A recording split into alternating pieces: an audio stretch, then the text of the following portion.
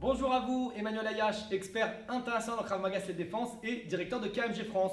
Dans cette vidéo, j'aimerais vous parler des différents niveaux de danger. Mais avant cela, je vous invite à télécharger votre guide offert situé sous cette vidéo et aussi à vous abonner à la chaîne YouTube de KMG France pour rejoindre les centaines de pratiquants de Krav Maga qui font partie de la communauté KMG France de YouTube.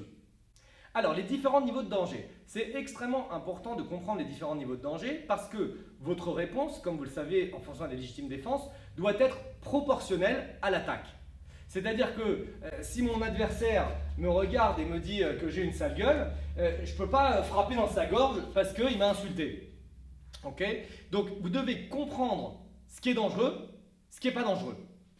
Donc, je vais scanner avec vous quelques techniques pour que vous ayez un petit peu le système de fonctionnement et après, vous pourrez déduire vous-même ce qui est dangereux et pas dangereux.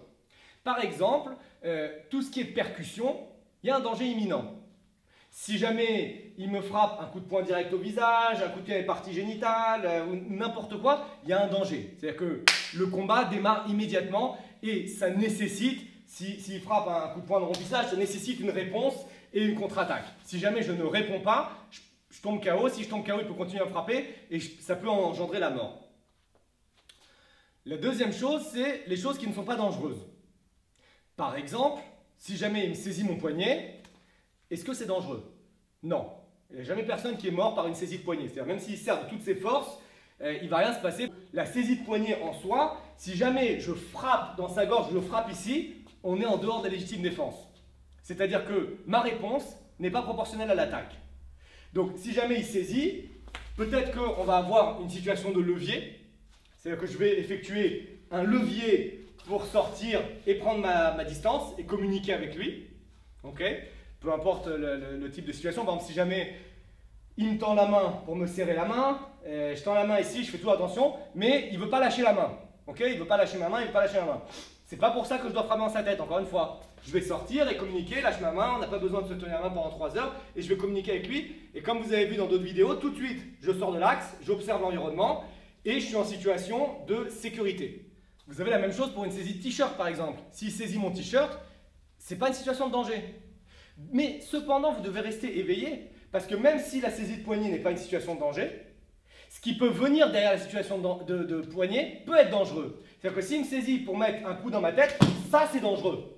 Ça c'est dangereux et du coup ça nécessite une réponse et une contre-attaque éventuelle. Donc comprenez bien que la situation peut ne pas être dangereuse. Ce qui vient derrière la situation peut être extrêmement dangereux. La même chose pour les ceinturages. Par exemple, si moi je suis ici et Tony vient me ceinturer comme ça, c'est pas dangereux. Même s'il serre très fort, sauf s'il y a une différence énorme, relâche, sauf s'il y a une différence énorme de force entre lui et moi, il peut me broyer la cage thoracique, mais si on est relativement avec le même gabarit, c'est pas dangereux. Mais qu'est-ce qui est dangereux dans cette situation de ceinturage? C'est si en face de moi il y a quelqu'un d'autre qui arrive. Si lui il est derrière moi, il me saisit et qu'en face quelqu'un d'autre vient me frapper. Donc là je vais prendre des coups au visage. Donc je vais devoir frapper, gérer le problème en face et éventuellement gérer ce deuxième problème. Puisque là maintenant on est dans une situation claire. C'est-à-dire qu'encore une fois, le problème n'est pas dangereux. Ce qui découle du problème est dangereux. Et du coup, vous devez vous adapter. Un autre exemple, c'est le couteau. Dans le couteau, on a les menaces et les attaques. Tant qu'il me menace, c'est-à-dire que il n'y a pas d'attaque, il est calme, il me demande de l'argent, il me demande mon portefeuille, il me demande mon téléphone portable, il n'y a pas de problème, on peut coopérer, on peut être calme, je peux lui donner, je n'ai pas l'obligation de combattre. À partir du moment où il va faire une attaque avec son couteau, bam, je vais devoir combattre parce qu'on ne peut pas faire autrement, il n'y a pas d'autre choix. On se retrouve dans une situation de légitime défense. Donc, gardez en tête qui n'est pas dangereux, c'est-à-dire une menace, peu importe la menace, c'est-à-dire qu'il peut être ici, bien évidemment c'est dangereux, bien évidemment je peux mourir, bien évidemment, encore une fois, on ne sait pas si, une fois qu'il aura pris mon portefeuille, il ne va pas mettre 2-3 coups de couteau et après partir, on ne sait pas. Quoi qu'il en soit, c'est plus le même problème. On est passé de ce problème à ce problème.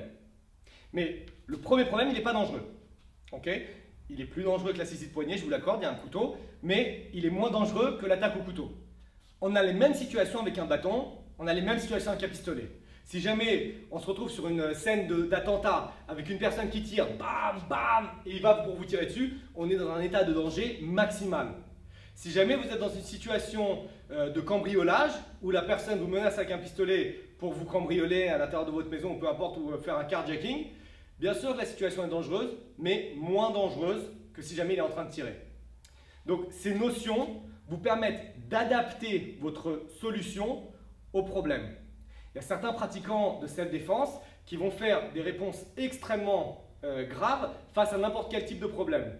J'ai vu dans certains cours des professeurs qui enseignent une saisie de poignet, frappe dans la gorge, crève-lui les yeux, fait une rotation cervicale, casse-lui les cervicales. C'est la ligne directe vers la prison.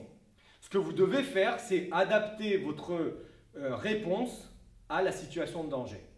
Voilà, c'était les informations importantes que je voulais vous communiquer dans cette vidéo. C'est fondamental d'avoir toute votre tête en situation de stress et surtout d'avoir été entraîné dans cette direction. C'est-à-dire qu'à l'entraînement, vous pratiquez les différents niveaux de danger et à l'entraînement, vous devez modifier votre réponse par rapport à la situation de danger. N'hésitez pas à liker cette vidéo si vous l'avez aimée, à commenter cette vidéo et à partager cette vidéo à tous vos amis. Pour ma part, je vous retrouve très bientôt pour une autre vidéo. Au revoir et à bientôt.